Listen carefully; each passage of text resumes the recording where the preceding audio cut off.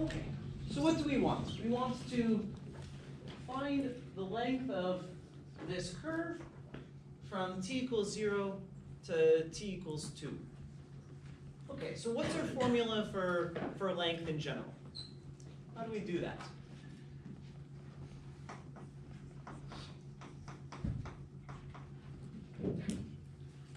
Yes? Integral from a to b.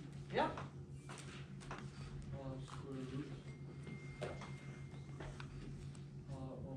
of derivative of x with respect to t squared plus derivative of y with respect to dt. Right. And then dt. Oh yeah, we need dt, right? We're integrating in the variable t.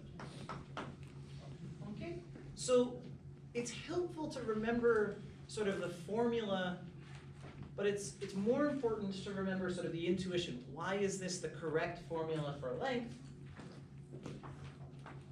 This is sort of the correct formula for length because it's related to the Pythagorean theorem, right? If we had a curve, at each point we have an element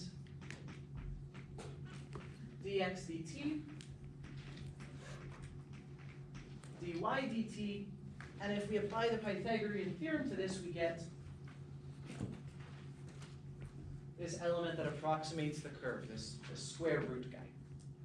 Okay, so if we think in terms of Pythagorean theorem, it's much easier to remember where this formula comes from. Okay, so let's calculate out the stuff we need and plug it in.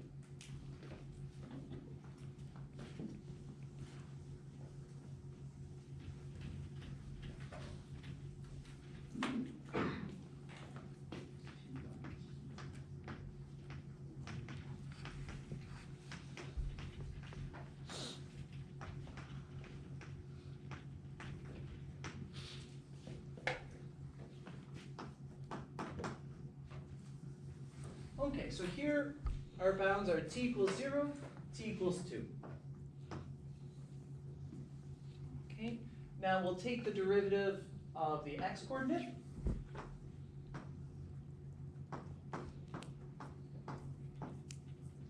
And square it. And then add on the derivative of the y coordinate.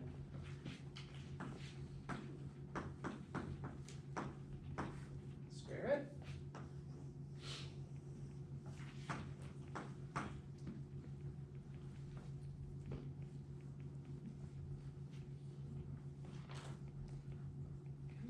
So far, so good.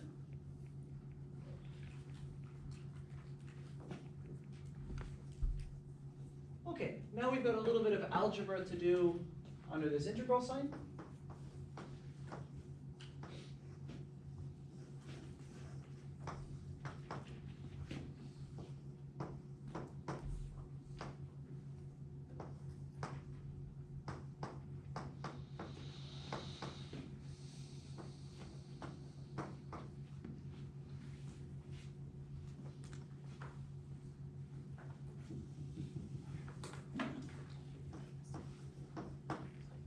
Okay, so we expand out the brackets on this guy. We get these three terms.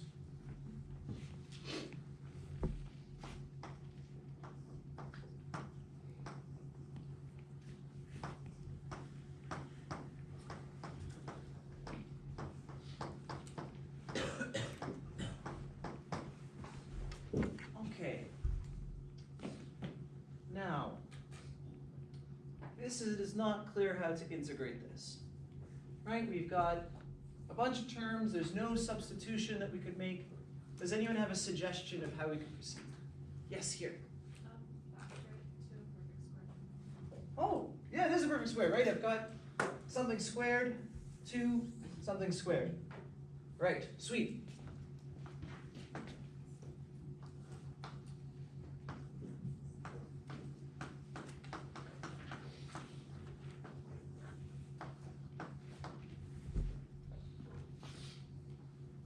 Okay, nice. And now, notice that everything inside this square will always be positive. right? For all the input values, this will be a positive term. So the square root and the square will cancel. And we'll get here.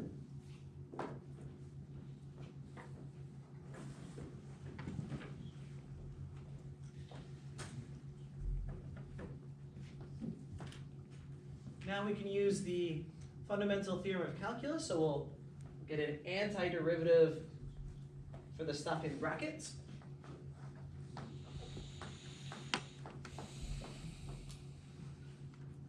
That gets rid of our integral sign, and now we get our bounds.